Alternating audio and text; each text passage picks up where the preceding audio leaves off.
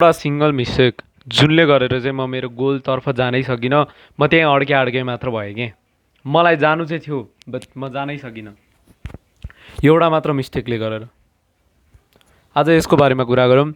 यदि तपाईँहरू पनि यो मिस्टेक गर्दै हुनुहुन्छ भने don't do that and please watch the video until the very end. सुरु गर्नुभन्दा अगाडि my name is Nis and the motto of this channel is your self growth and I am here to guide you and share my mistake so you don't do it as well. So let's begin. एउटा मात्र mistake हो।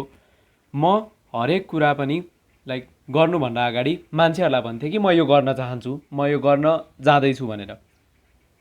हेर्दाखेरि त ल मैले मेरो goal होइन share गरेँ जस्तो देखिन्छ नि त। ल यसलाई त धेरै होइन अब मान्छेहरूले पनि सोध्छ होला नि त यसको त मोटिभ राम्रो छ, यसले त के गर्छ भने यसरी। मैले पनि मलाई के लाग्थ्यो, ओहो मलाई नि मान्छेहरूले प्रेज गर्छ है भने यसरी लाग्थ्यो नि त। म मेरो गोलहरू पहिला गर्नुभन्दा अगाडि म मान्छेलाई भन्थेँ। यो मसँग धेरै भए 11, 12, 10देखि नै मलाई अस्तिसम्म पनि राम्रो नलेज थिएन कि यसले के हुन्छ भनेर।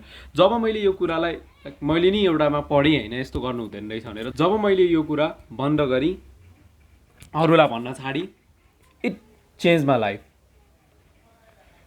होइन, इट चेन्ज माई लाइफ। के हुन्छ भन्दाखेरि चाहिँ जब मैले मलाई जे चाहिएको छ अथवा मलाई के बन्नु छ, मलाई के गर्न चाहन्छु भनेर मैले मान्छेलाई भन्छु नि, यसले ब्रेनलाई डोपामिन रिलिज दिन्छ क्या। ब्रेनलाई थाहा हुँदैन मैले गरिसकेँ कि मैले गर्न लागेको हो कि के भनेर। सो ब्रेनले के भन्ठान्छ, मैले यो काम गरिसकेँ भन्ठान्छ। जुन काम तपाईँ काम गरेपछि आउने डोपामिन थियो अथवा मजा थियो त्यो ब्रेनले फिल गर्न सक्दैन। अनि ब्रेनलाई के लाग्छ, ल अहिले त यो काम गरिसके रहेछ अब चाहिँ म यसलाई डोपामिन दिन्छु है भने यसरी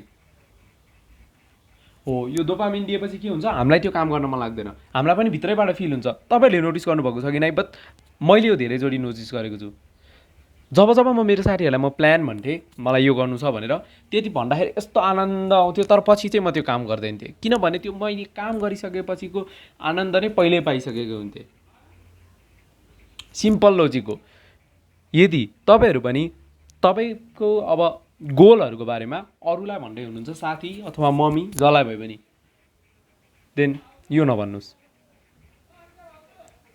तपाईँले कहिले देख्नुभएको छ जो मान्छेले आफ्नो गोल्सहरू होइन अथवा जे पनि कुरा म यो गर्छु त्यो गर्छु भने मान्छेहरूले गरेर देखाएको धेरै कम हुन्छ, धेरै कम हुन्छ यदि गर्ने मान्छे पनि। तर जो मान्छेले भन्दैन नि, लाइक भन्दै नभनिकन काम गरेर हुन्छ नि, त्यो मान्छे धेरै सक्सेसफुल हुन्छ भन्दा जो मान्छेले चाहिँ भने गर्छ मेरो गोल यो हो भनेर। मेरो भ्युवर्सहरू लाइक टिनेजर्स हुनुहुन्छ मोस्टली। सो यो चाहिँ उहाँहरूको लागि हो क्या। किनभने मलाई त थाहा छ नि त मैले त यो मिस्टेक गरिसकेँ, but I am warning you guys कि यो मिस्टेक कहिले नगर्नु। मैले भने हो कि होइन तपाईँहरूले आफैले बुझ्नुहुन्छ।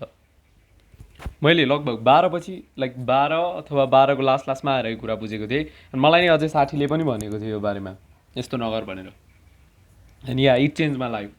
किनभने अहिले म मेरो के गर्न लागेको म कुरै भन्दिनँ अरूलाई। अन्नेसेसरी प्रेसर पनि हुँदैन, त्यो डोपामिन रिलिज पनि हुँदैन जुन मलाई काम गरेपछि आउँछ। यो डोपामिन भनेको शब्द बुझ्न चाहिँ एकदम इम्पोर्टेन्ट छ है अहिलेको मान्छेलाई। जब त्यो मान्छेले हाम्रो बडीलाई के हुँदो रहेछ, हाम्रो बडीसँग कसरी वर्क गर्दो रहेछ भनेर राम्ररी बुझ्छ नि, तब त्यो मान्छेले यस्तो कामै गर्न थाल्दैन कि अब मैले बुझेँ नि अब म त्यो काम गर्दिनँ क्या। सो बेटर गाइज कि यस्तो यो एउटा मिस्टेक चाहिँ नगर्नु। बिकज यो गऱ्यो भने तपाईँको लाइफ कहाँ हुनुपर्ने अर्कै ठाउँमा पुग्न सक्छ। तपाईँले सोचे मात्र गर्नुहुन्छ तर तपाईँले गर्नु हुँदैन। अनि यो भिडियो सुनेर मात्र हुँदैन है, आफ्नो लाइफमा पनि इम्प्लिमेन्ट गर्नुपर्छ। बाई द वे मेरो एउटा ड्रिम छ कि लाइक म नि पोडकास्ट गरौँ जुनले गरेर चाहिँ मान्छेलाई ज्ञान आओस् क्या। अब त्यो नेपाली पोडकास्ट जस्तो होइन हाँसे यताउता गर्ने होइन। मलाई चाहिँ एउटा जुन मान्छेहरूको निडको बारेमा छ नि त्यसको बारेमा चाहिँ एउटा पोडकास्ट गर्नु मन छ। एन्ड म पोडकास्ट गर्छु।